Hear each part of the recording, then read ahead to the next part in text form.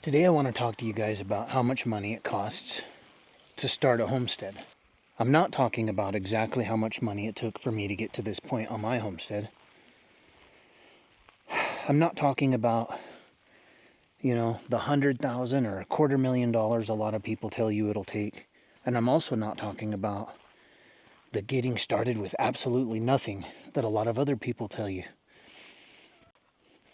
The number I have in mind is about $30,000 to $35,000 to get a homestead started. And don't panic, because that doesn't mean you have to have $35,000 in cash. If you're new to homesteading, or you're just getting started, and you want a bunch of free resources, check out my website. There's a guide on there that can walk you through the first 2 years I was out here. I've created a simple 4-step system, so it'll help you find a friendly county to move to. It'll help you find land in that county. There's a checklist you can download, and then it teaches you how to build your homestead. You can do that completely free, or you can use my ebook and the Frugal off-grid path. I think one of the main reasons a lot of people go with the path option is because it includes a live Q&A. One each month I do. So there's two really unrealistic options that I see on the internet all the time. And that's that you can start a homestead with absolutely nothing. And then the other unrealistic expectation is that it costs $250,000 to get started. And I think the truth is somewhere in the middle.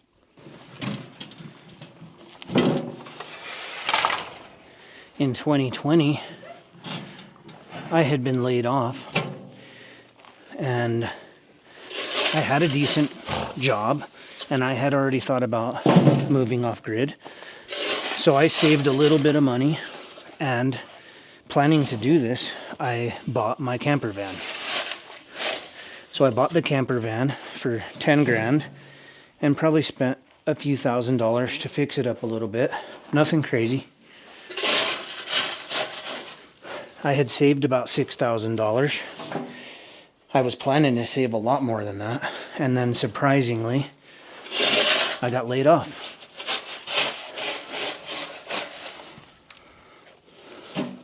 I already had the camper van. I'd already been looking for land. I had a little savings. And I decided to just try to find the cheapest piece of land that would fit in my budget and roll the dice and do the thing. And I found this piece of land for $1,800. I think it was $2 grand, and I offered the guy a little less. There's still land available for that price, by the way. I know some people would be blown away.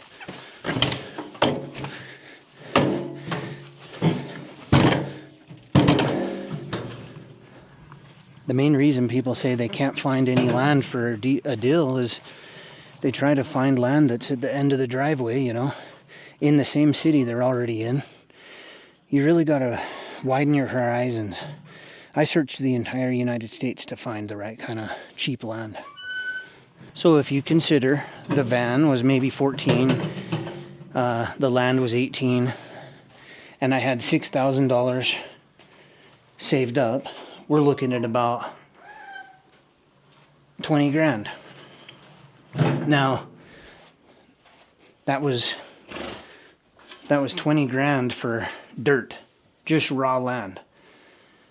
And we're talking, I'm 2 hours from the city, over an hour from any town. It's over an hour if you want to get gas. So I'm way out here. That's part of why it was cheap and everything, but you can find land all over the place. And so we're talking 20K.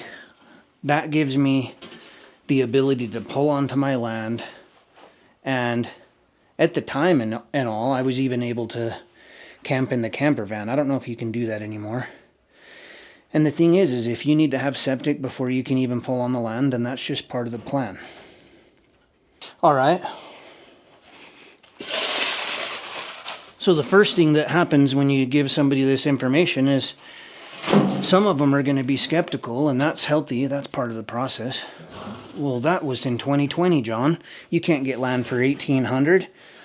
Okay, fair enough. Let's say that it was 10K.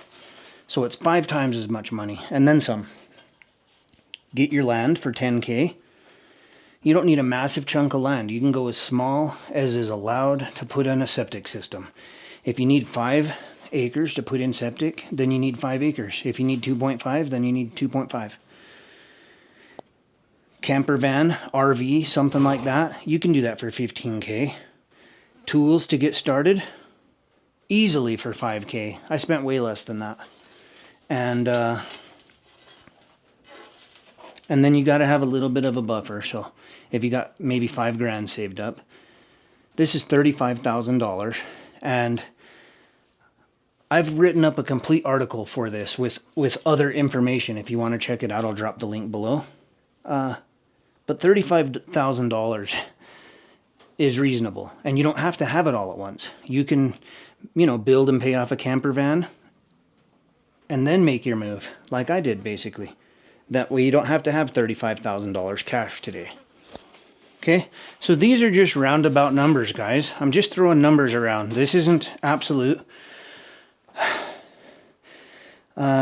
If you've already got a camper van, you've already got a van, you've already got an RV, that cuts a big chunk off. You already got $5,000 saved? Nice.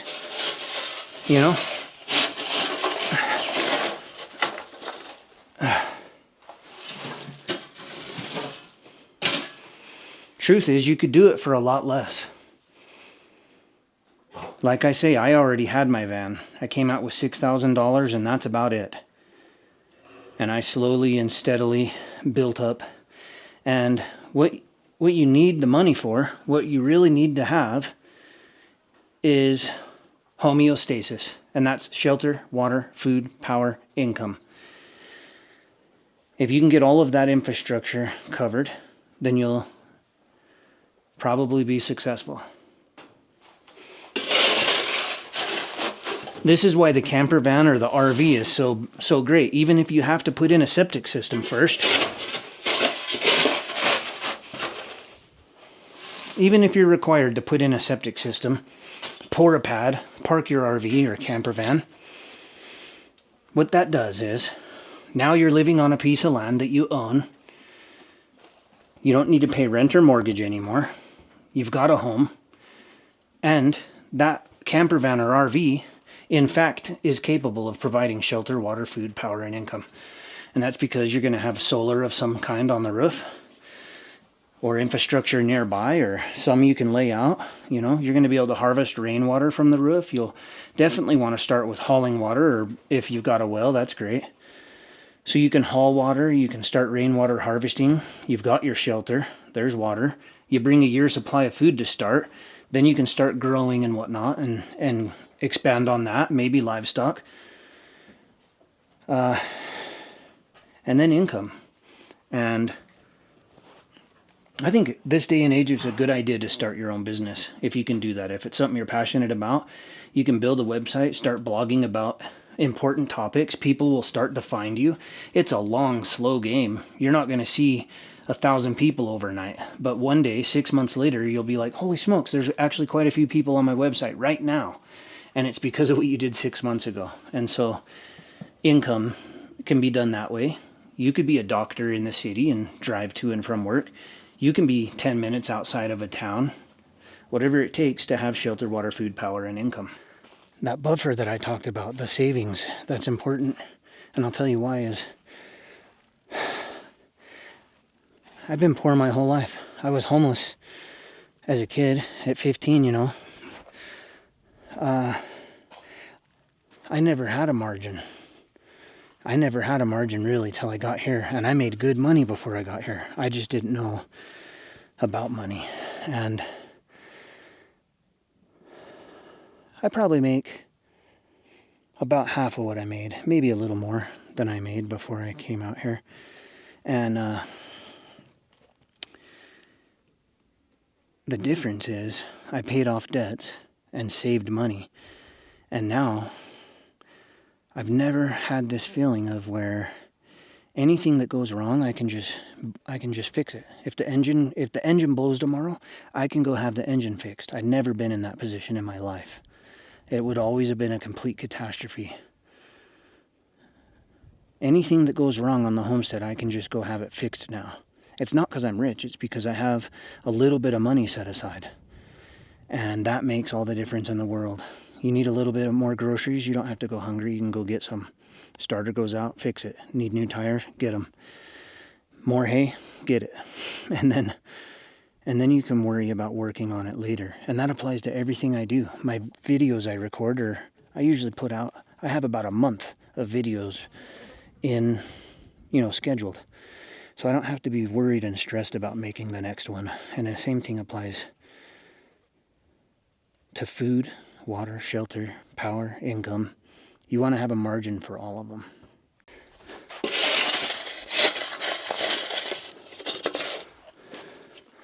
You guys want to see Ginger Snap's new trick?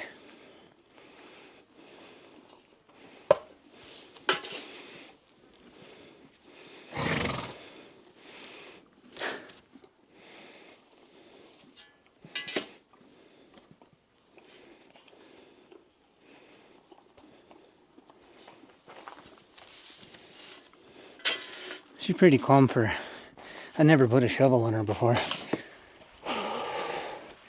I absolutely recommend people get cheap land when they can. But that doesn't mean to buy crappy land. You want to make sure that you can legally use the land, that there's not some sort of strange restrictions. You want to do due diligence and all that. There's people that buy land, they move there, they start building, and then they find out they can't build what they wanted to build. And that really complicates things. And that's why I recommend that people start with the county first, because a $10,000 piece of land that you can actually use is a lot better than a $5,000 piece of land that you can't. Don't compare day one to someone else's year 6. And that means that I didn't start with any of this. It was just dirt here when I got here. Really, you just shouldn't compare yourself with anybody in any way, because it's irrelevant to you. And all of this, every bit of infrastructure, started gradually over time. And it started with the shelter, my RV, my camper van. And then I built it all over time.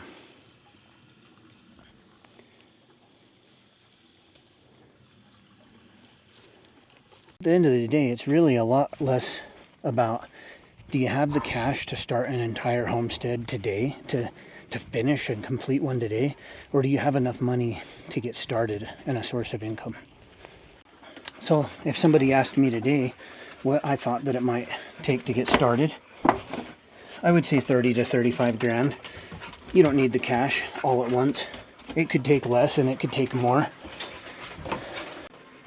And having all kinds of free resources, like the ones I didn't have when I got started, might be beneficial. And you can find everything you need to get started. The entire path that I would lay out, freely available on frugaloffgrid.com.